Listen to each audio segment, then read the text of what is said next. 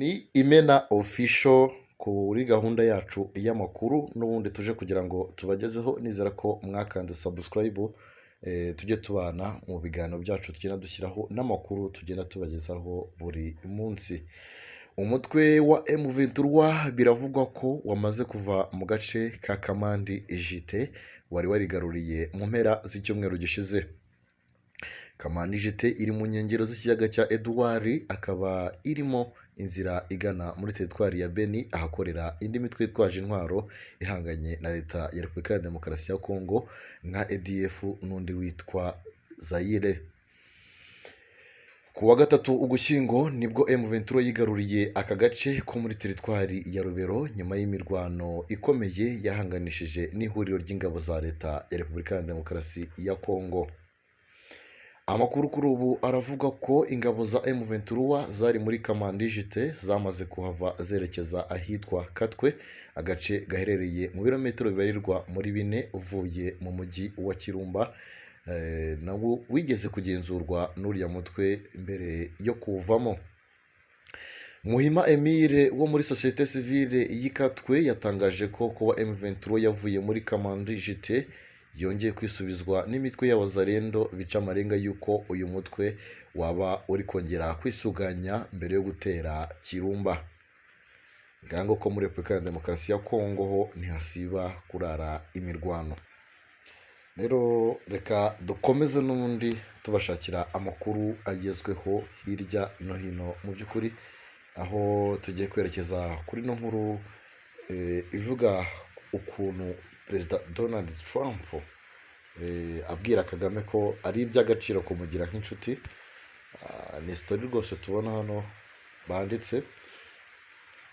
Perezida Paul Kagame ku wa gatatu yishimiye Donald Trump wahoze ari perezida wa Leta Zunze Ubumwe za Amerika wongeye gutorerwa kuyobora iki gihugu.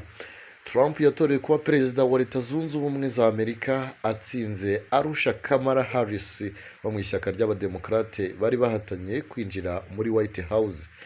Perezida Kagame mu butumwa yanditse ku rubuga rwe rwa X amushimira, yamubwiye ko ubutumwa bwawe busobanutse bwahoze ari uko Leta Zunze Ubumwe za Amerika zikwiye kuba umufatanyabikorwa w'amahitamo uhamagarira abandi kuzifatiraho urugero aho kubahatira kubona ibintu nkazo no kubaho nkazo. Ndashaka rero gukorana nawe mu nyungu rusange z'ibihugu byombi mu myaka iri imbere. Ayo ni amagambo yanditswe ku rukuta rwa X n'umukuru w'igihugu Paul Kagame yifuriza ikaze Perezida Donald Trump watowe. Ati ni iby'agaciro kukugira nk'inshuti, Trump abwira Perezida Paul Kagame. Trump wongeye gutorerwa kuba perezida wa Leta Zunze Ubumwe za Amerika muri Mutarama 2018 yahuye na Perezida Paul Kagame, icyo gihe wanayoboraga umuryango wa Afurika Yunze Ubumwe, bagirana ibiganiro. Ni ibiganiro byabereye i Davos mu Busuwisi ahaberaga inama y'ihuriro ryiga ku bukungu bw'isi WEF. Mu bayitabiriye harimo na Madamu Louise Mushikiwabo wari Minisitiri w'Ububanyi n'Amahanga, Claire Akamanzi wari umuyobozi w'ikigo cy'igihugu gishinzwe iterambere RDB, Ambasada Claver Gatete wari Minisitiri w'Imari n'Igenamigambi, na Francis Gatare wayoboraga ikigo gishinzwe mine, peteroli na gaze. Icyo gihe Perezida Kagame na Perezida Trump barebeye hamwe uko umubano w'ibihugu byombi uhagaze, banaganira ku birebana n'umuryango wa Afurika Yunze Ubumwe birimo amahoro, umutekano, kurwanya iterabwoba, ubucuruzi hagati ya Leta Zunze Ubumwe za Amerika na Afurika, ndetse n'amavugurura arimo kuba umuryango wa Afurika Yunze Ubumwe.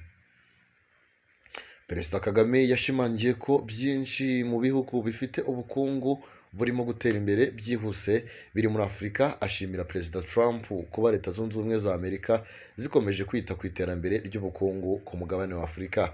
Abakuru b'ibihugu byombi bashimangiye kandi akamaro k'ubwumvikane, bemeranya gukomeza gukorera hamwe hagamijwe kwagura ubufatanye.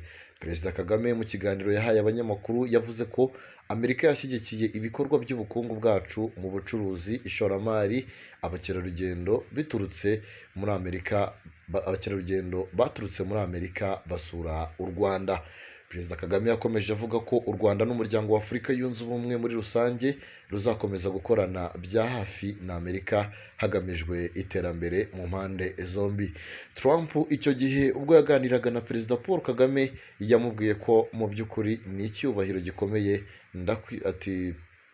ati mu by'ukuri ni icyubahiro gikomeye ndakwifuriza ibyiza, ndabizi ko mu mwanya uri bwitabire inama yawe ya mbere, ati ndagushimira cyane kandi rwose ni icyubahiro kukugira nk'inshuti. Hanyuma Trump nyuma yo guhura n'umukuru w'igihugu yanditse ku rubuga rwe rwa X cyangwa se cyahoze ari Twitter ko ari icyubahiro kuba yari yahuye na Perezida Paul Kagame, yungamo ati twagiranye ibiganiro byinshi bikomeye. Kuri ubu u Rwanda rwitezeho Trump kongera gusubiza mu buryo umubano w'ibihugu byombi nyuma yo kutishimira ibyemezo ubutegetsi bwa Perezida Joe Biden bwari bumaze imyaka 4 burufatira. Muri ibyo harimo kwivanga mu bibazo by'imbere mu gihugu, cyane cyane ku kibazo cya Paul Rusesabagina, gushimangira ibirego byo gufasha M23 muri Repubulika ya Demokarasi ya Kongo irushinja guhagarika ubufasha Amerika yahaga RDF, ndetse no gufatira ibihano bamwe mu basirikare b'u Rwanda, Brigadier General Andrew Nyamvumba.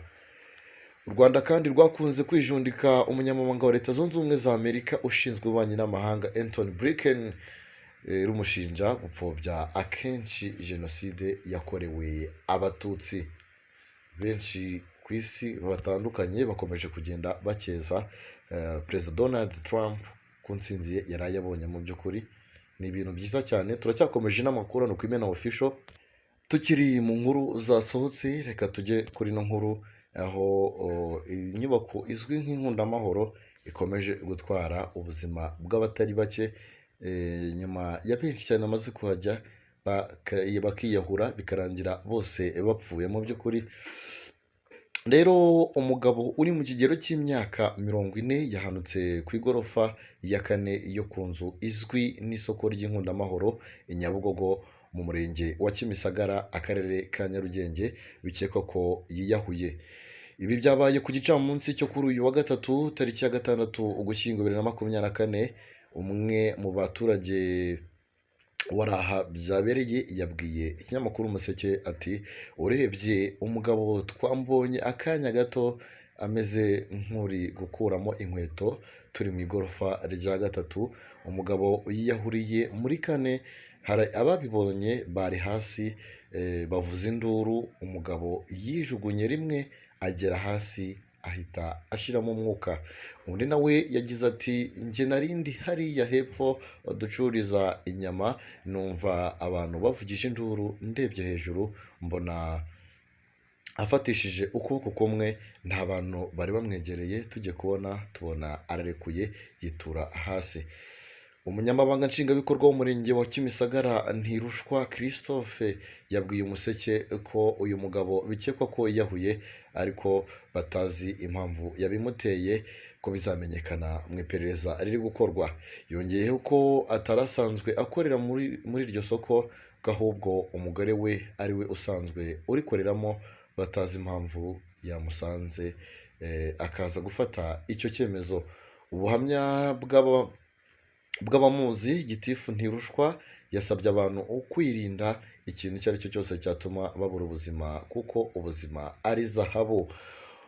Umurambo wa nyakwigendera wahise ujyanwa mu bitaro bya Kacyiru gukorerwa isuzumwa.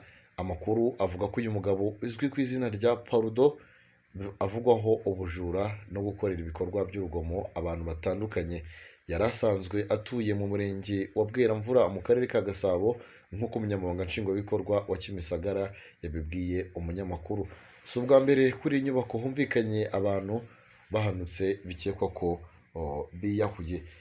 Inkundamahoro nk'uko natangiye mbivuga, sinzi ikintu kirimo mu by'ukuri, ko abantu bakomeje kugenda bahaburira ubuzima. Mu by'ukuri abantu bagiye batandukanye bagenda bajya kuhiyahurira rwose.